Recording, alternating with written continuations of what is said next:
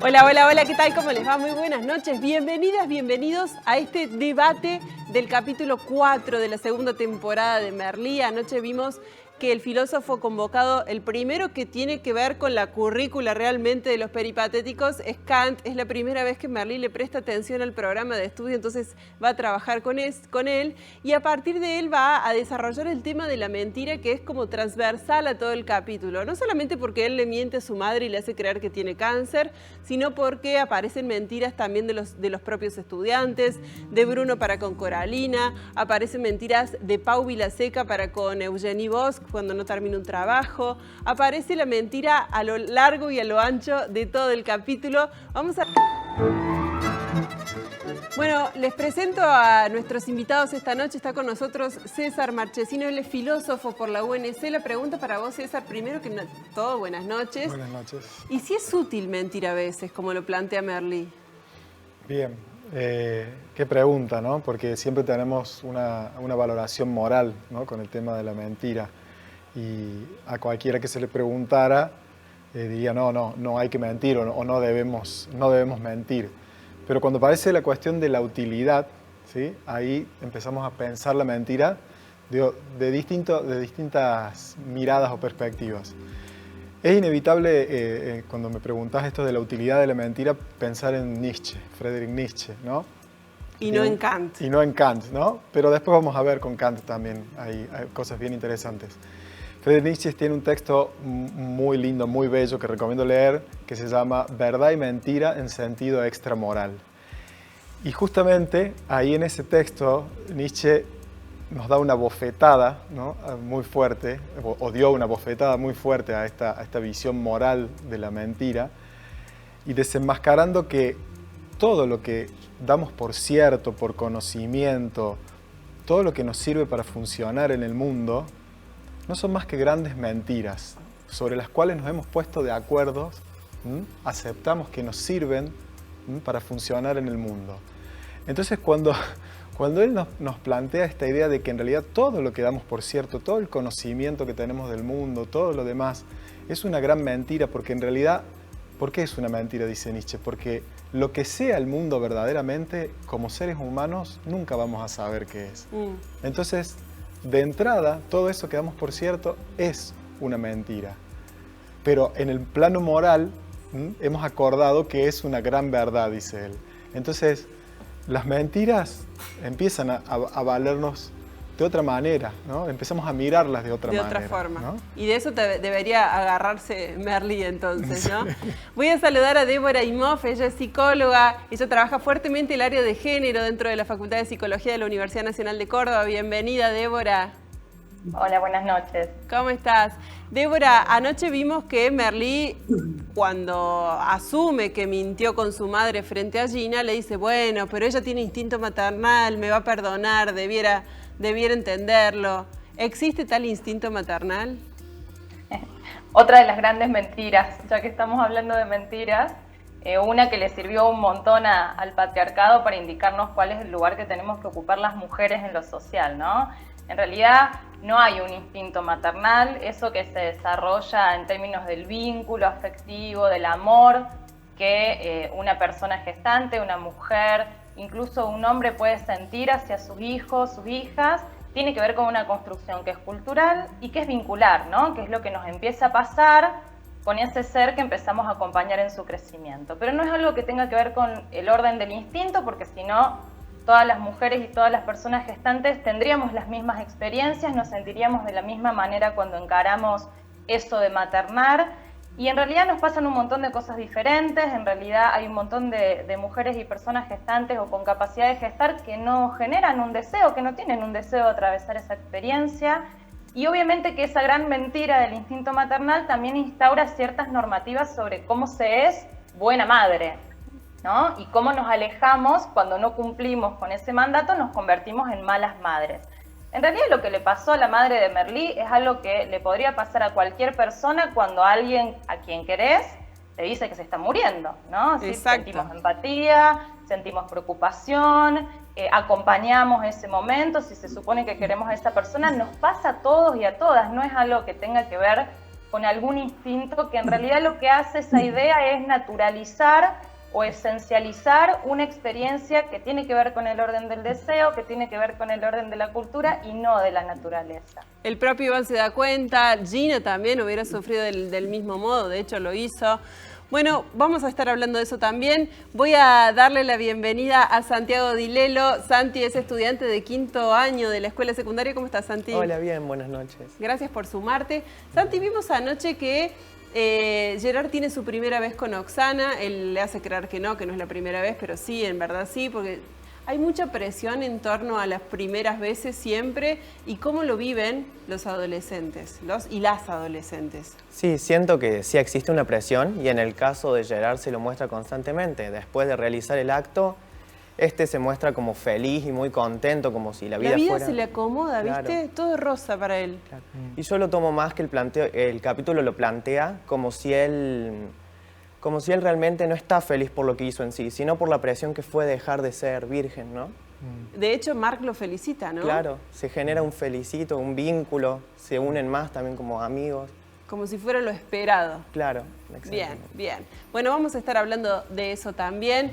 Voy a saludar a Laura Collora. Laura es licenciada en psicopedagogía, es docente de escuela secundaria y madre de adolescentes. Así que venís con tu triple sombrero hoy. Laura, bienvenida. Buenas noches, muchas gracias. Sí, acá con todo. Gracias por sumarte. Sí. Tengo una pregunta para vos Muchas- que tiene que ver con la relación que se establece entre Pau Villaseca y su hermano Mark ante la ausencia de su mamá y de su papá. Mark asume un poco el rol de padre. ¿Sucede eso mucho entre los adolescentes en la escuela? ¿Adolescentes que asumen roles de padres o de madres frente a la ausencia? Sí, es muy común, sobre todo del hermano mayor, que ya, digamos, viene en este papel cumpliéndolo desde la casa, porque como vemos ahí también en el capítulo, que también las mismas funciones que cumple como de protector en la escuela, también lo vemos que en la casa pasa lo mismo. Esta ausencia, digamos, de papás que no están presentes, que entonces como que siente esa responsabilidad de querer protegerlo y cuidarlo en todo tiempo. ¿Y cuáles son las consecuencias de eso?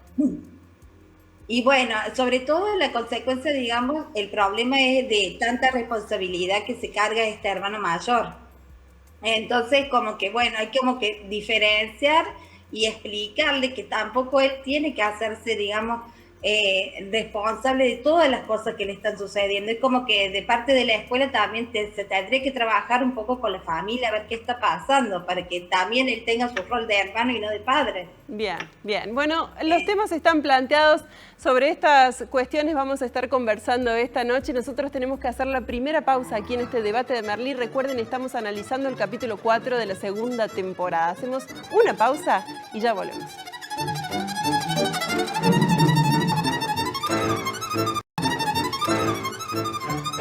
Abrimos un nuevo bloque aquí en este debate de Merlí justamente para hablar de todo lo que sucedía anoche en este cuarto capítulo de la segunda temporada, y veíamos que justamente Merlí por primera vez le lleva el apunte al programa educativo y se centra en Immanuel Kant, como él lo presenta a sus peripatéticos, y aprovecha para hablar de la mentira y de la supuesta ley moral.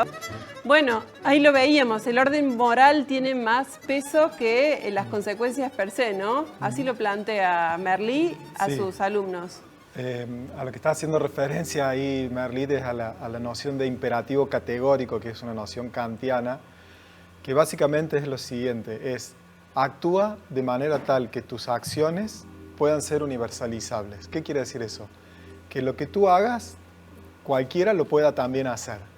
Entonces, ahí es donde aparece la cuestión de la mentira, digamos, ¿no? O cualquier acto, ¿no? Por ejemplo, si yo decido por alguna circunstancia matar a alguien, por poner un caso muy extremo, yo tendría que pensar, entonces, estoy actuando de manera tal que si cualquiera, en cualquier circunstancia, decide matar a alguien porque le parece conveniente, útil, necesario, estaría autorizado.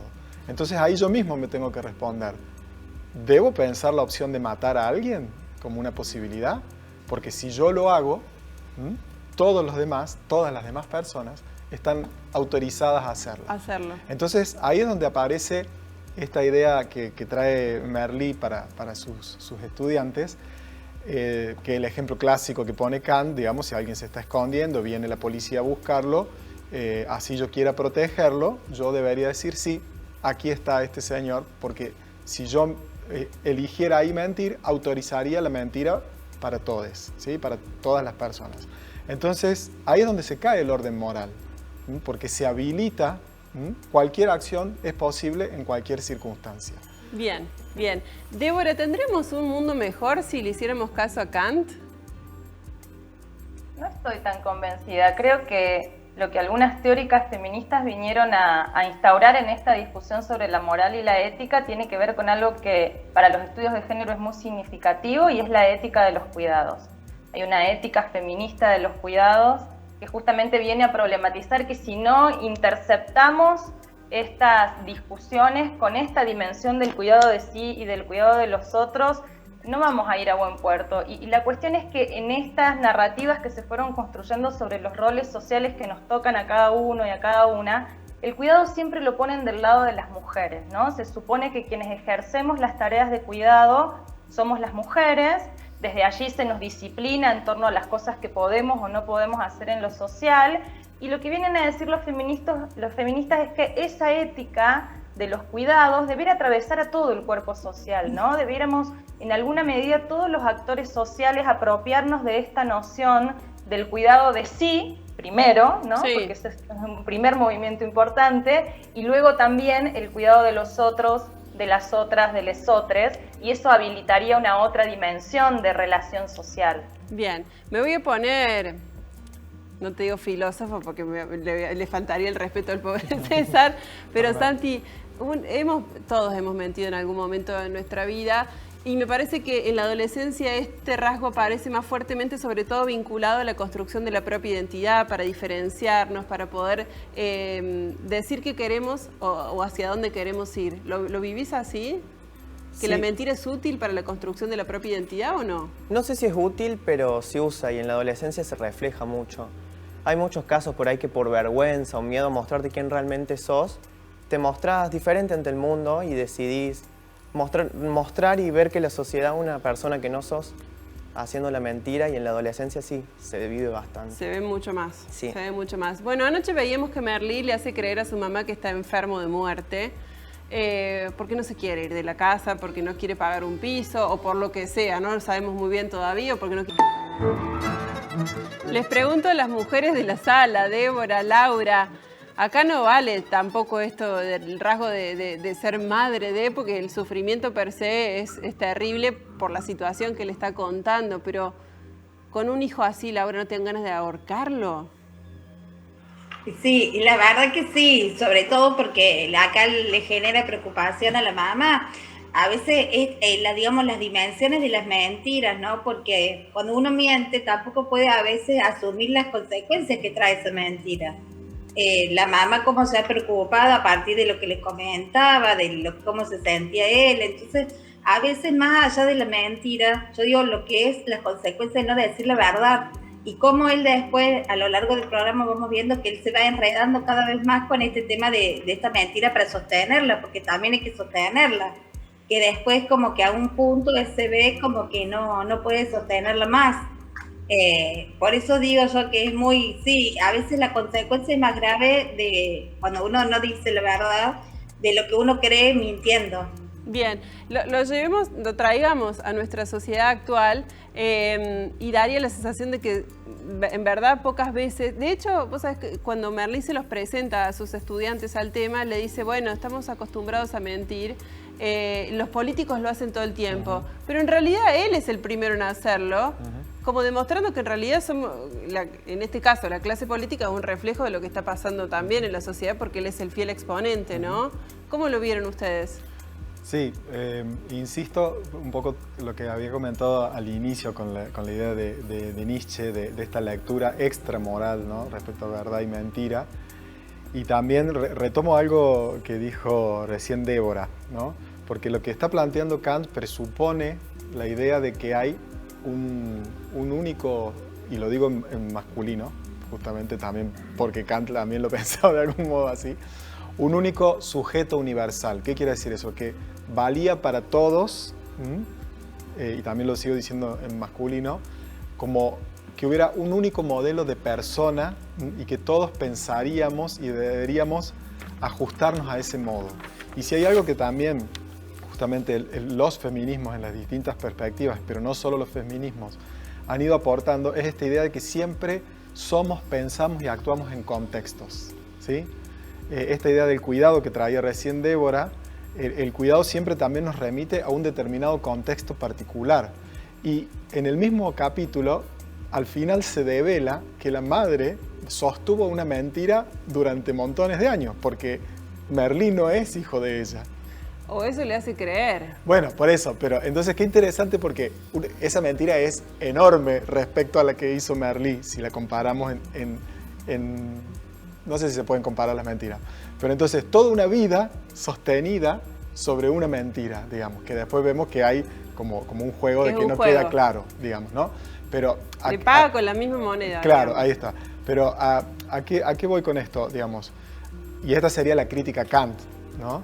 Y la crítica quizás a la filosofía europea en general, que es sostener la idea de que hay una universalidad, un sujeto universal, que en realidad no es un sujeto universal, es el sujeto como lo concebía Kant en ese momento, siglo XVIII, en Europa. Entonces, lo universal, lo particular de ese contexto en el que está pensando Kant, pasa como universal, pasa como válido para todos. Entonces, ahí es donde me parece que está una pregunta interesante respecto a la utilidad de la mentira.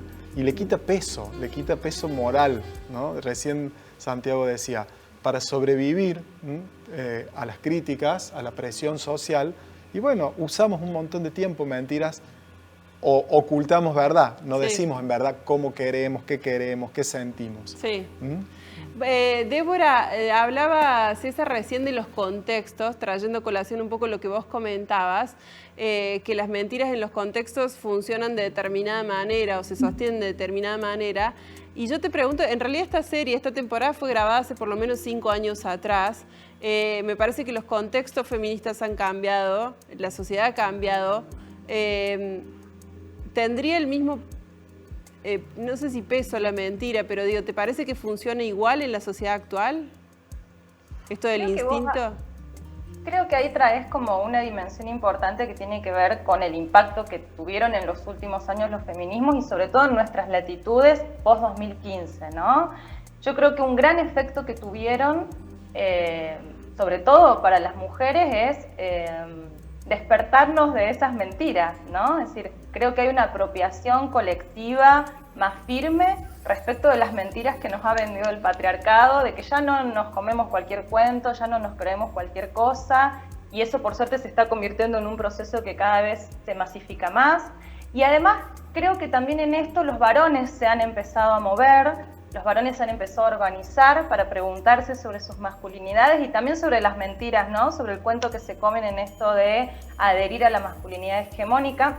Fíjense que en el capítulo aparece un montón de veces los mandatos con respecto a cómo deberían ser los varones. Les pasa a los varones que se encuentran con la presión sobre su primera relación sexual, pero también le pasa al propio Merlí cuando al final, en esta escena en la que le termina diciendo la verdad a su madre, le intenta decir por qué quiere seguir viviendo con ella y le dice, bueno, yo no, esto de las emociones, esto de decirte lo que me pasa no va conmigo. Y en realidad, claro, no va con el modelo de la masculinidad hegemónica que se supone que él tiene que reproducir. Esto hubiera sido más sencillo decir, che, mira, me pasa esto, tengo ganas de quedarme a vivir acá por esto y aquello, y la cuestión se resolvía mucho más fácil. Exacto. Pero hay un mandato de no ponerse en contacto con esto, esta gran mentira de que las emociones son nuestras y no son de los varones. Bien. Santi, te pido una reflexión cortita respecto de esto que decía César también, de las presiones, de las mentiras alrededor de las presiones y de cómo, justamente trayendo un poco lo que dice Débora, cómo hemos ido avanzando a lo largo de los años y cómo algunas cosas se empiezan a deconstruir y a caer. ¿Qué pasa cuando un adolescente dice, no, bueno, yo todavía no estoy preparado, voy a esperar? ¿Se sigue viviendo con esa misma intensidad la presión o no? ¿O se respeta un poco más? Hoy creo que se respeta un poco más. También por suerte hemos podido avanzar mucho como sociedad. Y sí se respeta un poco más, sí existen casos, y más cuando ya todo un grupo lo está haciendo, pero se respeta y se lo ve diferente. Bien. Vamos a recordar otra mentira que tiene que ver con lo que sucedió en la clase de Coralina cuando les pregunta la fecha de la Constitución de Cádiz, que Bruno la sabía, pero que no la dice. Bueno, muchas cosas quedan de esa escena, ¿no? Si actúas para contentar a los demás, nunca estarás bien contigo mismo, le dice Santi, Coralina a Bruno. Sí. Yo creo que en este caso, la mentira que hace Bruno solo lo perjudica a él. Y sí, eso es lo que pasa, ¿no? Lo perjudica a él, pero también pienso que Bruno nunca fue un destacado, nunca fue el mejor alumno, ni mucho menos. De hecho, Coralina es la primera vez que una docente, en este caso, lo rescata, lo resalta y lo pone en valor y lo trata como si fuera el mejor de los estudiantes. ¿Es difícil ser el traga, cargar con esa etiqueta? Como dije, hoy estamos cambiando mucho como sociedad, pero sí, por ahí no tanto es la presión, sino la presión que se da uno mismo.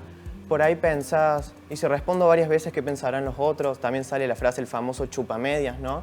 De que le da importancia y empieza a participar más, pero creo que va más por la presión que se genera uno mismo ante el qué dirán. Y por el miedo de quedar excluido, digamos. Claro, pero como sostengo es un miedo más propio. Más de uno y no de los demás. Claro, no creo que se esté dando tanto. Me encantó eso. Bueno, hacemos una pausa, una nueva pausa aquí en este debate de Merlí. Tras la pausa vamos a seguir hablando de mentiras porque fue el tema central de este capítulo. No se vayan.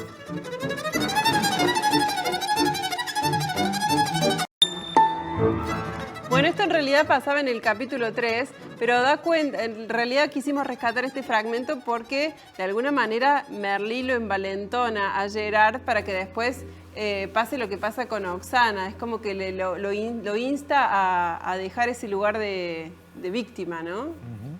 ¿Así lo viste vos?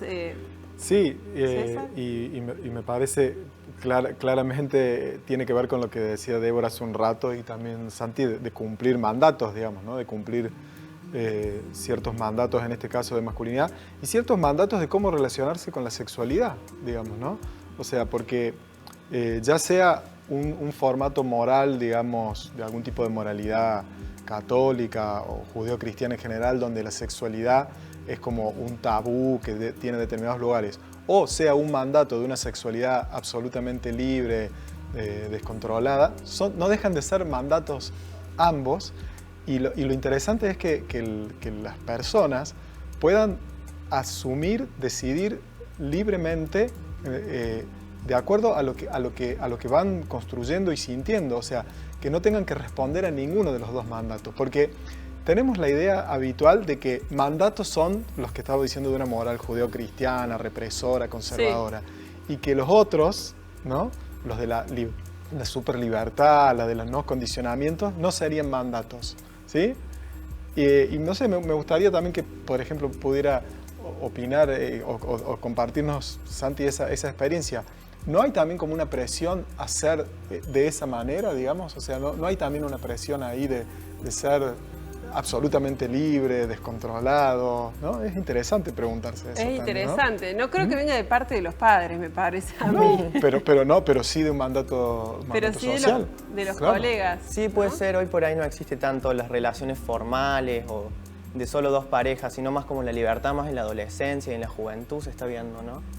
Que ya la misma sociedad te impulsa a ser así, ¿no?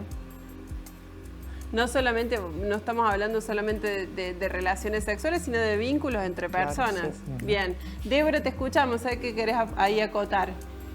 Pensaba también que Merlí vuelve a traer una escisión entre ese mundo del amor y el mundo de la sexualidad como si fueran dos territorios así sumamente escindidos, ¿no? Él le dice, bueno, basta de esta cosa romántica, ya está, a otra cosa. Y en realidad, bueno, los feminismos hacemos como una crítica muy fuerte de todo lo que implican los mitos del amor romántico, pero a veces se nos malentiende, ¿no? Y se piensa que estamos pidiendo una renuncia a la ternura, al gesto amable, al gesto respetuoso, y en realidad no viene por ahí la cuestión, ¿no? Digo, ¿por qué debiéramos sacar todas esas dimensiones del ejercicio de la sexualidad? Que es un poco la invitación que le está haciendo Merlí, basta de esta cosa romántica, la saquemos, bueno, claro, pero que eso no implique una renuncia al cuidado del otro, a la ternura, ¿no? A eso que puede también formar parte de los vínculos sexuales que tengamos, incluso los más esporádicos. Hablando de romanticismo, Laura, te pregunto, ¿no te parece un poco romántica esta escena en el sentido de que exista un profesor que lo saque del aula y que le diga, che, chiquito, despertate, basta, deja de sufrir, que se meta así tan profundamente con cuestiones que son personales, ¿no? Más allá de que en este caso Merlí tiene una relación extra también con Gerard, por ser el novio de su madre.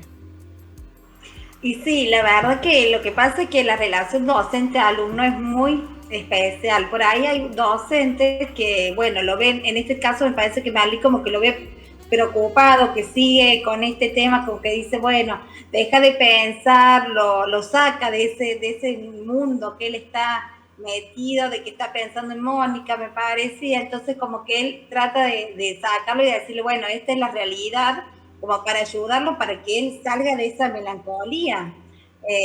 Suele pasar muchas veces en la relación alumno-docente de que uno lo ve preocupado y bueno, se acerca para ver qué le está pasando. No es romántica entonces, está bien retratada para vos. Para mí sí, para mí bien, sí. Bien. Bueno, vamos a recordar otro fragmento que sí sucedía anoche y que tiene que ver con la iniciación sexual de Gerard. Bueno, la vida es bella para Gerard, Laura. Y hablando justamente de iniciaciones sexuales y de miedos y de mitos, ¿los adolescentes, las adolescentes hablan de la primera vez con sus padres? Y la verdad que siempre tienen, digamos, sus reservas, pero siempre yo pienso que más que hablar de la primera vez, es como que se vienen preparando y vienen preguntando, vienen diciendo cómo quieren que sea. Es importante también como padres, me parece, hablarlo con ellos, a prepararlos, hablarlo no solamente que es como que estamos acostumbrados a decirles, bueno, no tenés que hacer tal cosa, no tenés que hacer tal otra, pero me parece que ahora hay todo un acompañamiento en cuanto a cómo ellos se tienen que sentir, cómo vivir ese momento. En general, depende de cada familia. Santi, lo que le pasa a Gerard es la regla, esta cosa así, me da mucha ternura la música que usan para ilustrar esta escena, es cuando él sale corriendo, le da un beso a su madre, la abraza y empieza a ver el mundo todo color de rosas. ¿Es la regla lo que le sucede a Gerard? Sí, no es tan así. Por tener tu primera vez vas a seguir teniendo los mismos problemas, todo. Como dije anteriormente, para mí lo plantea más su felicidad como decir, bueno, ya está. Ya tuve mi primera vez, ya nadie me va a juzgar, ya ni mi profesor me va a decir que por ahí estoy amargado. Siento que va más por ese lado la felicidad que se muestra en el capítulo. Ah, mirá, claro, sacarse de encima la presión que vos decías recién, los mandatos, César, ¿no? Sí, sí. Qué fuerte eso. Sí, porque, digamos, sin ánimo de ser explícito, pero no necesariamente las primeras veces suelen ser de los resultados más... sobre todo por los contextos, por la inexperiencia, por los nervios, por eso, no necesariamente puede ser algo que sea lo más recordable en términos de felicidad. Sí. Creo que va por lo que dice...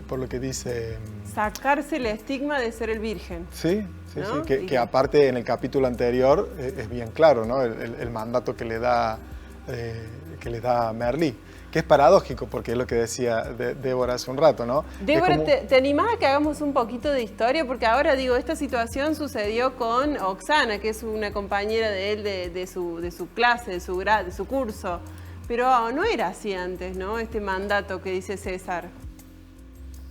A ver, me parece que el mandato de que los varones tienen que iniciarse sexualmente temprano, tienen que ser proactivos, tienen que tener una buena performance, es un mandato que trasciende, ¿no? Que viene siendo recurrente a través de los distintos momentos históricos. Lo que pasa es que lo que ahora desorganiza un poco el mapa es que en esto de los movimientos históricos que hemos ido haciendo las mujeres, hemos tenido una etapa en la que hemos demandado ser sujetas políticas, sujetas sociales, sujetas de derecho, y ahora nos estamos constituyendo además como sujetas deseantes, ¿no? Digo, Oksana le mete una arremetida que le mete todo el cuerpo, ¿no? O sea, es ella la que lo está encarando, es ella la que lo está llevando a ese terreno, ella se está haciendo cargo de su deseo, ella está invitando, y ese rol nuevo de donde la actividad está de nuestra parte, donde la expresión del deseo está de nuestra parte, donde nosotras podemos encarar, podemos seducir, nos permitimos estas cosas, los tiene bastante desorientados a los varones. Entonces a ese mandato que ya traían se les suma esta dificultad, sobre todo para los varones quizás no de la generación de él, sino de generaciones un poquito anteriores, que estaban acostumbrados a otros repertorios sexuales y afectivos con nosotras, ¿no? Y que los trae un poco desorientados que estemos cambiando de posición. Así que eso reconfigura un poco el mapa de cómo se dan esos mandatos y esas presiones, me parece. ¿Chicas y chicos toman la iniciativa en igual medida, Santi? Sí, también pasa, depende por cada persona, ¿no? Por cada estilo de vida, crecimiento cultural y social. Pero las chicas no se quedan atrás. No. Por suerte. No, es un avance. Es más, como digo, siento que depende de cada persona más que de un género en sí.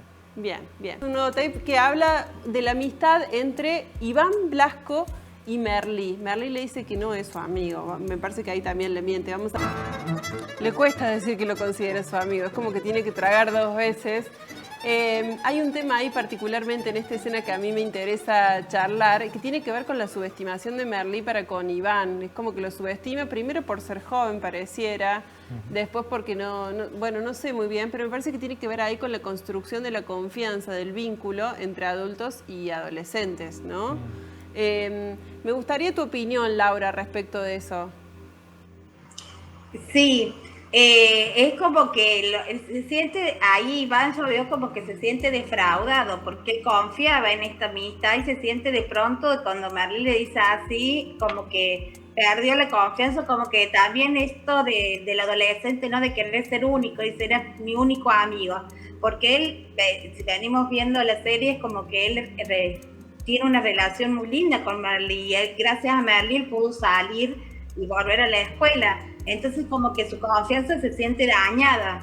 Y es muy importante los vínculos, la amistad, y sobre todo en los adolescentes, porque es como que el otro le tiene que devolver lo que uno es. O sea, es como que él confiaba y de pronto se siente que está perdido, Iván, cuando él contesta así. Bien. Entonces hay que trabajar mucho la amistad de los adolescentes. Esto lo viven como muy, muy feo cuando alguien, digamos, se rompe ese vínculo, cuando se siente defraudado por el otro. Santi, hablemos de confianza, de construcción de confianza entre adultos y adolescentes. ¿Cuál te parece a vos que es la clave para empezar a pensar justamente esta relación, este vínculo? Bien, creo que primero que nada el respeto, ¿no? Siempre para entablar más con un par, una figura por ahí más de autoridad, que es un profesor, se exige un respeto y se lo necesita. Y desde las dos partes, ¿no? Porque siento que Merlí lo rebaja a Iván en cierta manera. Lo subestima. Claro, y ahí también le falta el respeto y eso es lo que le duele a él. Por eso siento más con esa diferencia de edad que la clave es el respeto. ¿A veces sienten los adolescentes que los adultos subestiman lo que dicen, lo que piensan, lo que sienten? Sí, creo que pasa muy seguido, más ahora. Por ahí piensan, no viviste todo lo que yo viví y pasa bastante, sí. Y ahí es como que hay algo que se quiebra, ¿no? Sí, no es lindo. Creo que es más lindo cuando un adulto te trata como un igual a nivel pensamiento que cuando te rebaja, no se genera un buen vínculo ahí. Mira qué interesante. Débora, ¿qué viste vos particularmente en esta escena de Merlí con Iván? Y nada, una reflexión respecto justamente del vínculo de confianza. A ver, me parece que hay algo que se pone muy en juego en las relaciones intergeneracionales que llamamos adultocentrismo, que es esta convicción que tenemos los adultos de que el mundo se organiza según nuestras reglas y que el saber lo tenemos nosotros, y esto da cuenta de una relación de poder, ¿no? Es decir, tenemos muchas dificultades para relacionarnos con las juventudes, para relacionarnos con las infancias, porque estamos posicionados desde ese lugar en el cual el poder y el saber lo tenemos nosotros y nosotras, y nos cuesta muchísimo establecer un diálogo. Yo voy a decir algo que es provocador, que es un diálogo simétrico, que no quiere decir que no tengamos funciones distintas. Claramente que tenemos roles distintos y que muchos adultos acompañamos a las infancias y las adolescencias en su crecimiento y tenemos un rol en protegerles, en garantizar sus derechos, en acompañarles y tal. Yo no estoy diciendo que renunciemos a esa función social. Ahora, esa función social adquiere mucha más potencia si no hay un ejercicio unilateral, ¿no? Un ejercicio jerárquico del poder. Si nosotros podemos establecer un diálogo intergeneracional que reconozca que ese otro que yo tengo ahí enfrente es un sujeto de derechos, que también tiene una verdad que es suya, que hay algo que yo puedo construir genuinamente con ese otro, y todo eso se obtura si nosotros nos posicionamos como los que la tenemos clara, ¿no? Nosotros estamos de vuelta, ya no tenemos nada que aprender, y si lo vemos a Merlí, pobre Merlí, o sea, le falta tanto por aprender y tanto podría incluso aprender de sus estudiantes. Tal cual. César, ¿por qué los adultos nos acaparamos el poder? O esta relación asimétrica, ¿no?, de poder.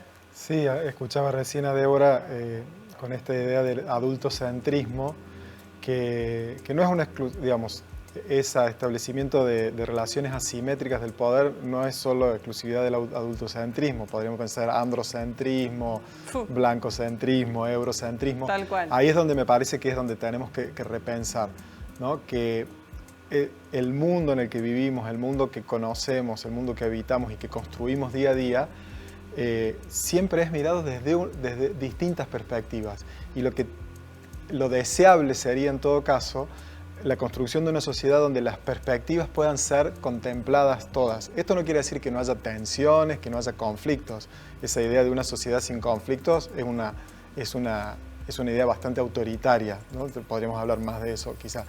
Pero eso, tender a construir relaciones, como decía recién Débora, relaciones de poder que no dejan de ser conflictivas, que no dejan de estar, que no están liberadas de tensiones, pero donde las distintas perspectivas puedan ser contempladas, tenidas en cuenta, ¿no? El ejemplo de los feminismos, como decía Débora, nos ha marcado eso, que hay una perspectiva bien diversa que irrumpió desplazando una perspectiva hegemónica que era la androcéntrica, ¿no? Bien. Entonces, eso, bueno, ¿cómo podemos construir? Ese es el desafío, se me ocurre, ¿no?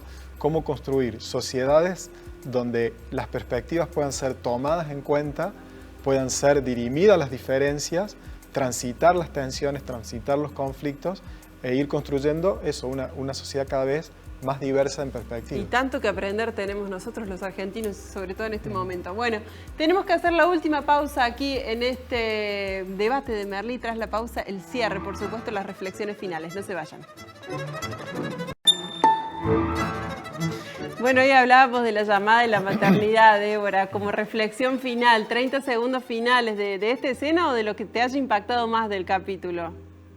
De esta escena volver a ratificar que no existe tal cosa, ¿no? Del orden de la naturaleza, que hay deseo o no hay deseo, ¿no? Las feministas decimos que la maternidad será deseada o no será, y no es muy difícil construir eso. Simplemente dejarnos la pregunta, ¿no? De cuáles de las mentiras del patriarcado queremos seguir comprando y cuáles ya no, porque anidadas a esas mentiras vienen un montón de promesas que obviamente que el patriarcado no cumple en torno a dónde nos podría llevar en lo social o en lo individual a hacer caso, ¿no? De esas mentiras. Entonces, nada, llevarnos la pregunta, ¿cuáles de las mentiras del patriarcado compraste y cuáles querés dejar de comprar? Muchísimas gracias, Débora Imhoff, por haberte sumado una vez más a este debate de Merlí. César, reflexión final, ¿qué es lo que más te impactó del capítulo para empezar a pensarlo? Seguir pensando esto que decíamos al inicio sobre la utilidad de la mentira o las utilidades de las verdades, ¿no? Y si retomamos lo que decía, nos propone Nietzsche, saber que todo lo que vayamos a dar por cierto, los acuerdos que tengamos, en el fondo son mentiras acordadas. Pero claro, hay mentiras que nos sirven para avanzar en lo que decíamos hace un rato, hacia sociedades más que incluyen la diversidad, que contemplan la diversidad, o hay otro tipo de mentiras que construyen la exclusión, que anulan, que eliminan miradas. Entonces, eso, cómo avanzar en construcciones acordadas, consensuadas, que nos permitan, o como dicen los zapatistas, un mundo donde quepan todos los mundos, ¿no? Muchísimas gracias, César, por haberte sumado también al debate. Laura, hemos hablado de muchas cosas esta noche. ¿Qué fue lo que más te impactó del capítulo y la reflexión final? Bueno, también como este lugar, digamos, de la mentira, el lugar que ocupa, a veces una mentira como la que dice Merlí o la que después plantea la mamá en relación a que si es hijo o no de ella. O sea, como decían acá los colegas, decían de que hay que ver, trabajar todo sobre la consecuencia que a veces deja una mentira, ¿no? O sea, por ahí es preferible una verdad y no una mentira que después lleva a preocupar a más gente, a tratar de ver cómo después llevarlo y sostenerlo en el tiempo. Trabajar más en decir, digamos, en lo que implica la verdad más que en decir la mentira. Muchas gracias, Laura, por haberte sumado. Un placer contarte entre nuestros panelistas. Santi, reflexión final de este capítulo. ¿Qué fue lo que más te impactó? Vos que sos un fan, has seguido la serie completa, has leído hasta los libros, ¿no? Sí, sí. Sí, está bueno pensar, tomo yo lo que Merlí tanto que defiende la mentira, como la madre al final, al hacerle como esta broma en mentira, Merlí también se ve afectado. Entonces está bueno pensar eso, una persona que tanto la defiende también se siente afectado por la misma. Digno hijo de su madre, Merlí. Claro. Es tal cual, es el reflejo de su madre porque él actúa a pie juntillo a lo que la madre le va marcando. Muchísimas gracias, Santi, por haberte sumado al debate. Nosotros llegamos al final, pero gracias por habernos acompañado.